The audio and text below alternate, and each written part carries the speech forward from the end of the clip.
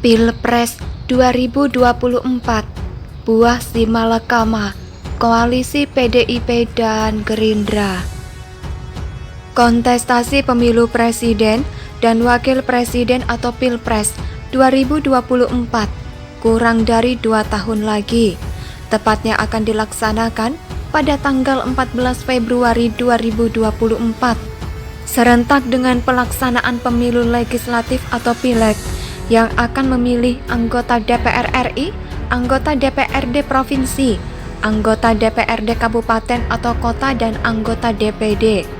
Jadwal itu telah ditetapkan melalui rapat kerja Komisi 2 DPR RI bersama Menteri Dalam Negeri, Komisi Pemilihan Umum atau KPU, Badan Pengawas Pemilu atau Bawaslu, dan Dewan Kehormatan Penyelenggara Pemilu atau DKPP di Gedung DPR, Senayan, Jakarta, Senin 24 Januari 2022 yang lalu.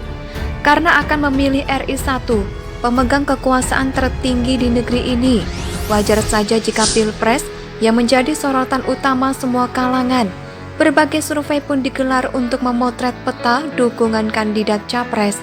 Dari semua kandidat capres, Prabowo Subianto seringkali muncul sebagai pemuncak survei.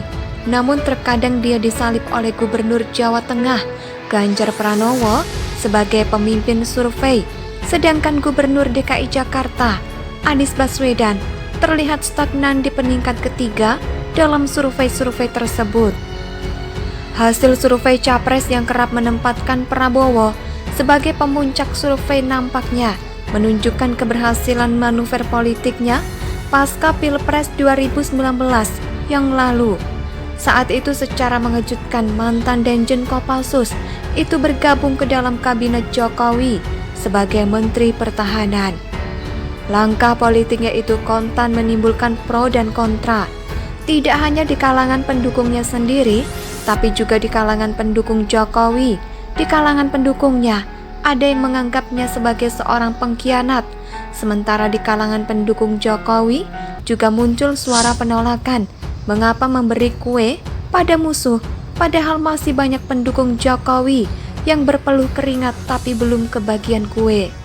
Namun perlahan, tekad Jokowi yang hendak mengurangi ketajaman polarisasi yang terjadi antara pendukung kedua kubu dengan cara menarik Prabowo ke dalam kabinet. Belakangan juga Sandiaga Uno mulai dapat dipahami. Dalam kacamata saya, raihan angka Prabowo dalam survei tersebut merupakan gabungan dari suara pendukung loyalnya ditambah suara pendukung Jokowi yang beralih padanya.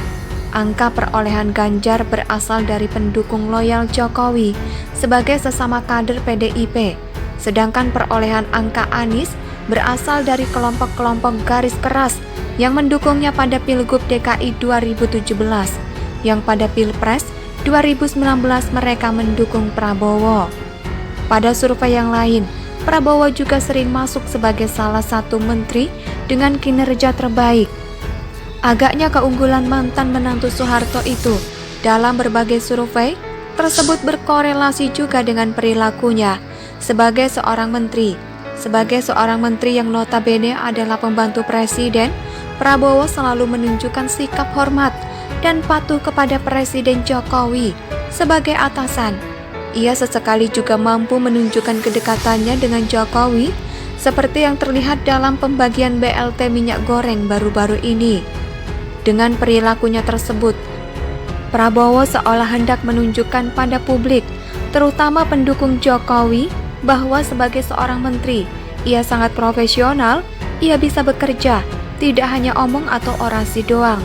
Ia seakan juga mengatakan bahwa ia tidak punya dendam politik pada Jokowi, meskipun telah dikalahkan 2 kali dalam kontestasi Pilpres yang amat keras. Dengan kata lain, ia sedang berusaha mengukuhkan kenegarawanan dirinya sendiri.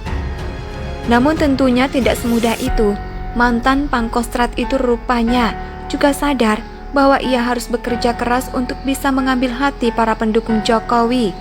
Karena kesan Prabowo yang bermain politik 2 kaki dengan tetap membiarkan bawahannya seperti FZ menyerang Jokowi secara serampangan akan menjadi hambatan besar.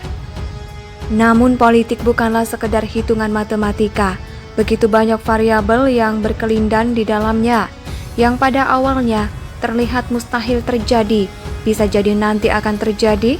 Begitu pula sebaliknya, yang pada mulanya disangka sebagai buah simalakama, mungkin saja nanti ternyata adalah buah apel yang manis.